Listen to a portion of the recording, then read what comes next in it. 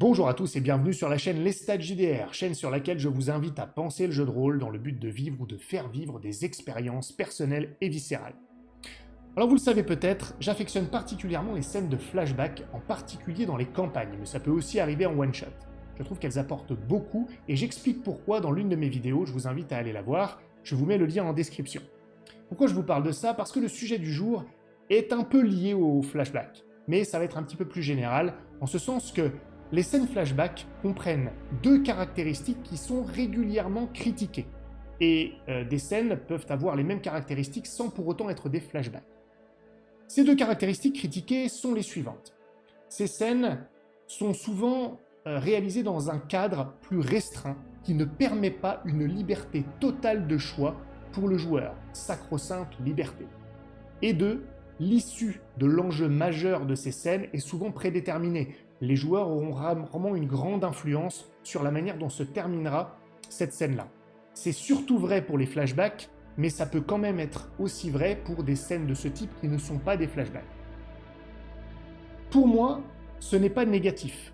Cela ne suffit pas à écarter complètement ces scènes. Je l'ai déjà expliqué, la liberté du joueur pour moi est un outil pour générer du personnel et du viscéral, et parfois, je dois m'en départir un minimum pour accentuer le personnel et viscéral. Il y a tout type de scènes en jeu de rôle, alors pourquoi ne pas en faire usage? Et donc aujourd'hui, ce que j'aimerais faire à travers cette vidéo, c'est vous démontrer trois choses. D'abord, et je m'adresserai autant aux joueurs qu'aux maîtres du jeu dans cette vidéo, les joueurs ont souvent beaucoup plus de liberté qu'ils l'imaginent, y compris dans une scène à cadre restreint, et j'expliquerai comment. Deuxièmement, je pense que la liberté du joueur ne se résume pas à ce que peut faire un personnage. Cela ne se résume pas au faire. Et puis, dans une troisième partie que je détaillerai un peu plus que les deux autres, j'expliquerai pourquoi ces scènes à liberté contrainte, à cadre restreint, sont extrêmement utiles pour la narration, à son intensité, et également facilitent la tâche des joueurs dans l'immersion et la capacité de se mettre dans la peau de leur personnage. Et pour qu'on soit sûr de parler de la même chose, je vous invite à suivre un autre lien que je vous mets en description qui vous mènera au premier épisode de ma campagne en cours de diffusion, Le ciel ici-bas, et je vous invite à regarder, écouter plus précisément la première scène de cette campagne, les suivantes aussi si vous voulez, mais la première scène est l'une de ces scènes flashback à cadre restreint, afin que vous sachiez exactement de quoi je parle et de quoi on va discuter aujourd'hui.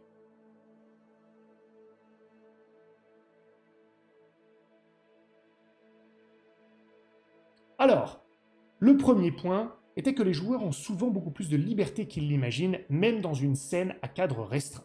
Je vous donne un exemple. Si le maître du jeu fait commencer in media res et que le personnage est en train de courir parce qu'il est poursuivi par un chien enragé dans un champ, on pourrait imaginer qu'il n'y a pas grand-chose à faire.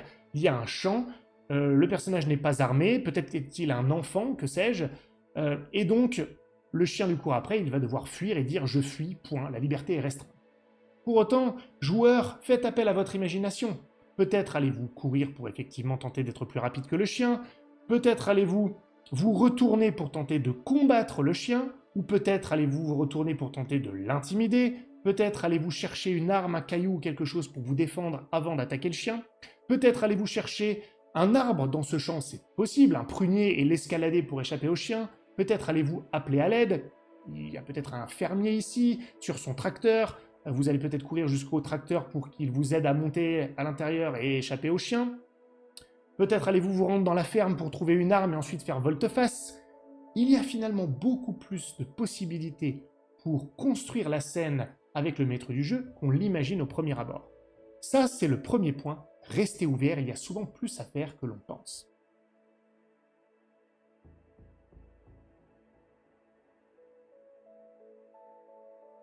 Ensuite, je le disais tout à l'heure, la liberté du joueur, ce n'est pas forcément une liberté d'action. Ce n'est pas parce que vous êtes limité dans ce que vous pouvez faire en termes d'action que vous n'êtes pas libre d'influencer la scène. Si par exemple, vous êtes enfermé dans un cachot en compagnie d'autres personnes et en plus vous êtes attaché, il n'y a vraiment aucun moyen pour vous de vous enfuir, pour autant vous allez pouvoir participer à cette scène. Vous allez pouvoir participer des manières suivantes. Vous allez pouvoir décrire ce que votre personnage pense, ce qu'il ressent, son attitude par rapport à la situation. S'il y a d'autres personnages d'ailleurs, vous allez pouvoir engager la conversation et participer à peindre cette scène. C'est assez étonnant qu'avec cette mouvance des PBTA qui met l'accent, et à raison, sur le monde intérieur des personnages, sur ce qu'ils pensent, on en soit encore à penser que la liberté du joueur se réduise à ce qu'ils peuvent faire. Non, il y a plein d'autres manières de peindre une scène en co-création avec le maître du jeu, et pas seulement en partage narratif, s'il vous plaît. Je vous donne un exemple, une comparaison. Je ne suis pas un expert de peinture, loin s'en faut, je n'y connais pas grand-chose. Pour autant, vous pouvez admirer deux tableaux qui traitent des mêmes thématiques et pour autant observer deux tableaux radicalement différents. Des tableaux qui traitent de la mort ou de la joie ou de toute autre chose, c'est-à-dire toute autre thématique, du religieux, peuvent être radicalement différents alors même qu'ils dépeignent une même scène potentiellement. L'ambiance, les couleurs, le trait, la disposition des personnages, leur expression, leur attitude, tout ça va générer un tableau différent alors même que les scènes dépeintes ou les thématiques sont similaires. Eh bien, c'est pareil en jeu de rôle. Donc ce n'est pas parce que vos actions ne seront pas extrêmement variées en termes de liberté que vous ne pourrez pas contribuer en tant que joueur à peindre cette scène, à la construire, à en faire quelque chose. En bref, vous aurez de l'influence sur cette scène, vous avez la liberté de penser, de ressentir ou de faire ressentir votre personnage comme vous l'entendez, et c'est tout aussi important que ce que vous pouvez faire avec votre personnage.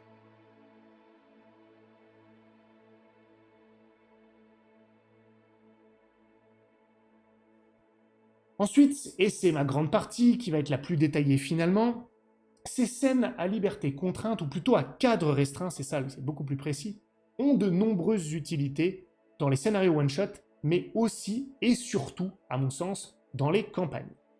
D'abord, un cadre restreint va vraiment permettre de zoomer sur un ou plusieurs personnages joueurs, sur les personnages de manière générale, pour les mettre au cœur de l'action. Et cela va aider également les joueurs à se mettre dans la peau des personnages. Pourquoi ? Parce que ces scènes, ayant un cadre plus restreint, ou peut-être des libertés moins évidentes, sont souvent des scènes avec moins d'enjeux. Elles sont finalement moins complexes. Bah oui, puisqu'il y a moins de choses à décider, moins de variables. Et bien justement, cela va permettre aux joueurs de se concentrer sur l'interprétation, sur ce qu'ils pensent, sur le ressenti, ce que je décrivais précédemment, sans être finalement parasité par le cognitif, par le fait de réfléchir à toutes les possibilités. Parfois ça arrive, plus on réfléchit, plus on se sort du roleplay, plus on se sort de l'immersion parce qu'on commence à penser en tant que soi-même. Donc, en simplifiant les scènes, on peut mettre le projecteur, comme diraient certains, sur les personnages, et ça va donc aider les joueurs à beaucoup plus vivre la scène, la ressentir eux-mêmes parce qu'ils n'auront pas forcément à la penser. En gros, ils vont s'immerger, ça favorisera l'immersion, et l'immersion favorise le personnel et le viscéral.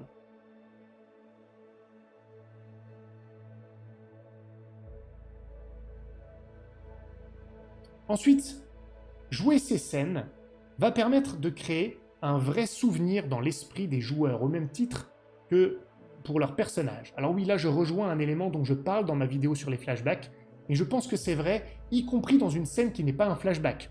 Une scène dont les événements, certes contraints, voire imposés, pourraient être passés rapidement par une narration du MJ en quelques secondes. Mais le fait de les jouer, pour le joueur, va créer un souvenir chez le joueur. Vraiment, il aura vécu la scène. Et ça, c'est important parce que, à l'avenir, si d'autres scènes se produisent, d'autres événements qui font écho à ce qu'il a vécu dans cette scène à cadre restreint, alors il ressentira ces événements avec beaucoup plus d'intensité, justement parce qu'il aura vécu ce à quoi ces événements sont liés. En d'autres termes, lorsqu'il se retrouvera dans une scène qui, pour le coup, offre beaucoup de liberté, expose à des choix cornéliens, eh bien tout cela aura beaucoup plus d'impact parce qu'il aura vécu précédemment ce qui a un impact. C'est une sorte de tremplin d'investissement sur l'avenir. Et ça, je pense que c'est très important et qu'il ne faut pas le négliger, tout simplement. Ça va magnifier les choix, la difficulté des décisions à prendre du personnage dans l'avenir. Donc, ce que vous faites sur des scènes contraintes rendra encore plus intense les moments où vous aurez des choix et des décisions à prendre, du moment que les deux scènes sont bien évidemment liées.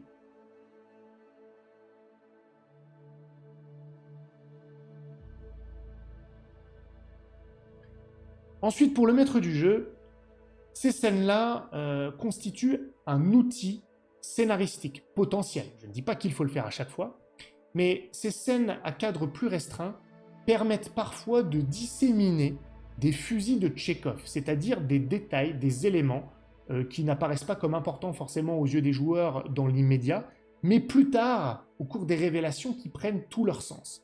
Alors, je ne dis pas qu'il faut faire ça à chaque fois, moi-même j'utilise beaucoup ces scènes sans qu'il y ait de fusil de Tchekhov, il ne faut pas exagérer, il ne faut pas en abuser non plus, mais lorsque vous vous en servez, ça peut avoir vraiment son effet.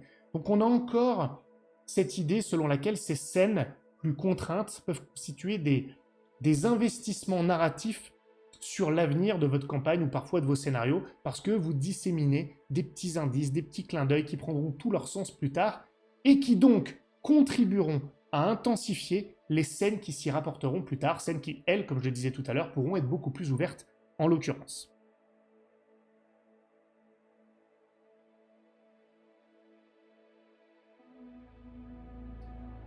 C'est aussi un outil, ces scènes à cadre plus restreint, pour partager de l'information avec les joueurs. On parle souvent, en bon anglais, de l'infodump, c'est-à-dire déverser de l'information comme ça sur l'intrigue, sur le lore aux joueurs et que parfois ils peuvent être assommés par la quantité d'informations. Eh bien, lorsque on leur fait jouer une scène interactive dans laquelle nous allons disséminer de l'information, les joueurs seront beaucoup plus capables d'engranger cette information et de s'en souvenir parce qu'ils auront vécu quelque chose de manière interactive au moment où ils ont eu cette information. C'est beaucoup mieux que simplement avoir un personnage qui leur en parle et qui déverse l'information. Ils vont pouvoir interagir, agir, bien que peut-être de manière restreinte, et s'imprégner de cette information qui va leur arriver à travers l'action qui va se dérouler et des dialogues qu'ils vont avoir, plutôt que simplement, comme je disais, l'information qui va arriver de manière tout cuite. Voilà, ils s'en souviendront beaucoup plus, et par conséquent, encore une fois, à l'avenir, ils seront beaucoup plus capables d'utiliser cette information pour des scènes qui impliquent pour le coup des décisions plus larges et plus libres.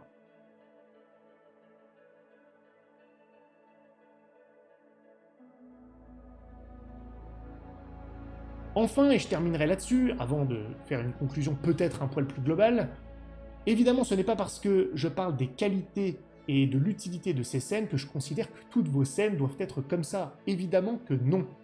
Je dirais même que la majorité de votre scénario, de vos scénarios et de vos campagnes ne devrait pas être constituée de ces scènes-là, parce qu'effectivement, cela nuirait beaucoup trop à la liberté.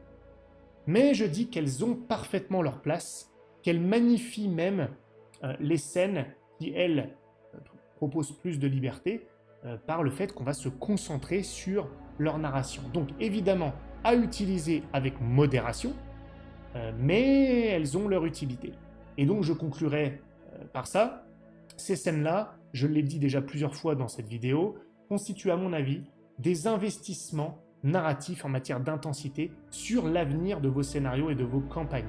C'est d'ailleurs pour cette raison qu'on trouve le plus souvent, mais pas toujours, ces scènes en début de scénario ou en début de campagne pour poser une ambiance, pour permettre aux joueurs de prendre connaissance de leur personnage, de se mettre dans la peau de leur personnage, même si rien n'exclut qu'on fasse des usages ponctuels, décidément, de ces scènes au cours des campagnes et des scénarios pour préparer d'autres choses plus tard. Voilà, ce n'était pas une vidéo très longue, mais je pense que ces scènes-là méritaient qu'on les défende. J'espère que ça vous aura été utile, que ça vous aura inspiré. Si c'est le cas, mettez un petit pouce bleu, abonnez-vous à la chaîne bien sûr, poursuivez la discussion avec nous sur le Discord, le lien est en description. Et puis je vous dis à très bientôt pour la prochaine vidéo. Salut à tous.